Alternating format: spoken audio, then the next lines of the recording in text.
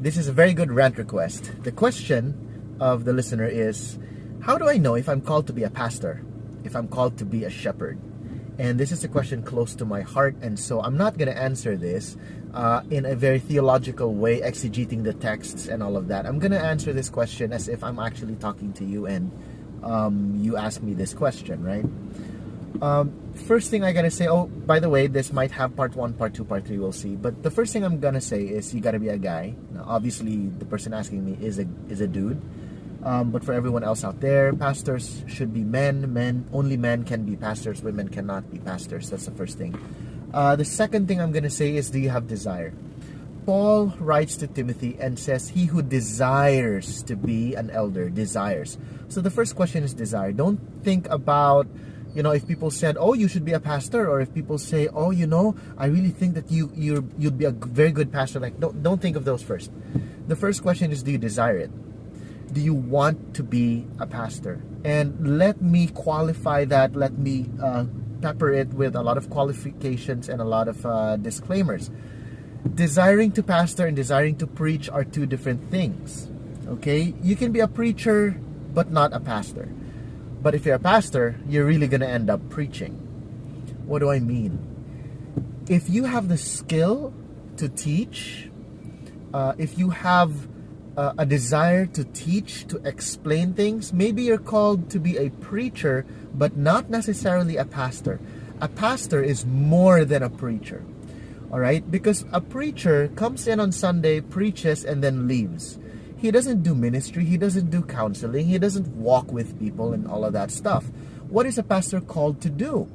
So let me explain to you guys, also coming from my own experience, what pastors actually are supposed to do. It's more than just preaching and teaching. It's more than theological stuff. You're supposed to know ahead of time that being called to pastor means being called to shepherd. That means you gotta know your people. You gotta know the flock. You gotta build genuine relationships with the flock. You gotta know them and love them. You gotta know their hobbies, their habits, their likes, their dislikes, their struggles, their sinful tendencies, their spiritual conquests and spiritual achievements, their spiritual downfalls. You gotta know these things. You gotta be able to sympathize and empathize, weep with those who weep, mourn with those who mourn. You gotta have a heart that's willing to take them into your homes and minister to them. There are times when they would call you and say, hey bro, can I go to your place right now? I'm really lost. I don't know what to do. I have all these thoughts in my head and I'm really broken. And there's got to be a part of you that says not only do you not mind, you actually desire the privilege to sit down with people and pray with them and counsel them and talk to them and listen some more.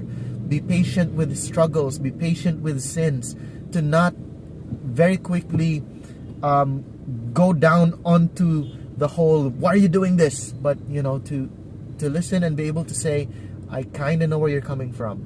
I kind of understand. I can imagine what you're going through. You got to have those kinds of desires in your heart if you say you want to minister, because that's what Paul says. He who desires to pastor, to shepherd, to be an elder, desires a noble task. So desire is the very, very first qualifier or qualification after being a biological male. You got to desire it. You have to desire seeing people grow spiritually, and that you're invested in it. It's one thing to say I love hearing testimonies versus I actually enjoy and find fulfilling the act of investing my life in others, being there for them, mentoring them, guiding them in the faith. This also means your understanding of theology. And okay, I'm going to talk about the desire first before the qualifications. But you have to desire not just the academic, intellectual, rigorous training of understanding Trinity or, soteriology or hamartiology and things like that. Those are all good and great. But if you're, when I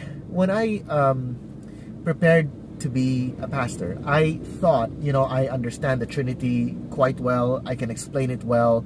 I understand, soteriology quite well. I'm ready. Bring on those Trinity questions, those, Calvinism versus Arminianism questions. And then when I got into ministry, their questions had nothing to do with the Trinity. Had nothing to do with Marianology and the difference between, saints of Roman Catholicism versus saints of what the Bible says, blah, blah, blah. Like, it had nothing to do with that. You know what their questions were?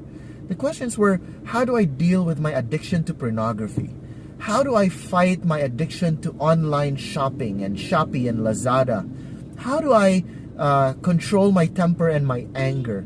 These are the questions that they're going to come flying to your face, and you're going to be like, whoa, okay, so understanding the Trinity, understanding hamartiology and things like that, those are all great and good, but as a pastor, you must desire, not just know, but you must desire the knowledge and the skill and the know-how in applying your theology and doctrine into everyday sanctification issues, holiness, obedience, understanding the human nature and the human psychology. I'm not talking about secular psychology and stuff like that, but the biblical side of psychology and how the human psychology or psyche works in relation to sin, addiction, sanctification, guilt, shame, fulfillment, etc., etc., etc. You must desire these things. I'm not talking about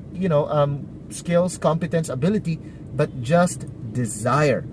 You also must desire, or at least you must be very, very, very willing to not just invest your life in the lives of the flock, but to fight off the wolves and the snakes and the, all of that stuff. Why? Ministry is messy. I'm saying it right now. Ministry is messy. You must have the willingness and desire to grow your spiritual convictions and to have a backbone and, the courage and the bravery to fight off the wolves, to be able to confront liars and false teachers and divisive people or dividers or divisive people, false teachers, false prophets. You gotta be willing to confront them and to shield the flock from these people. That means you're willing to be confronted, you're willing to be attacked, you're willing to be fought, and you're willing to fight. I'm not saying be quarrelsome. I'm not saying you gotta be quarrelsome and Apollo jerk, but you gotta know when to step in and say enough's enough. You're not touching my flock. You just get out of here. You gotta be able to know when to shoo people out of the church, excommunication and all of that stuff. Another thing, you gotta be willing to be betrayed. If you don't believe me, ask Jesus about Judas, ask John about Diotrephes, ask Paul about Demas, Hymenaeus, Alexander. You gotta be willing to be betrayed. This is a known fact, especially for people in ministry, that there will be people who will pretend to be Christians, but they will use you until they've had enough. They've used you and abused you already, and they've taken everything they could, and then they're gonna throw you, cast you aside, abandon you, or blame you.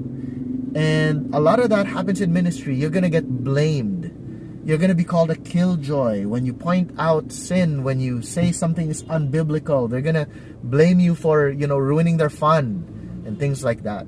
So you gotta desire this privilege, and it is a privilege. You gotta be willing to get blamed, to be attacked, and that's not even it. That's just desire. So I'm gonna go through rant part maybe 2, maybe even a part 3, just to get deeper into this. So tomorrow and the next days will be the next rants. God bless.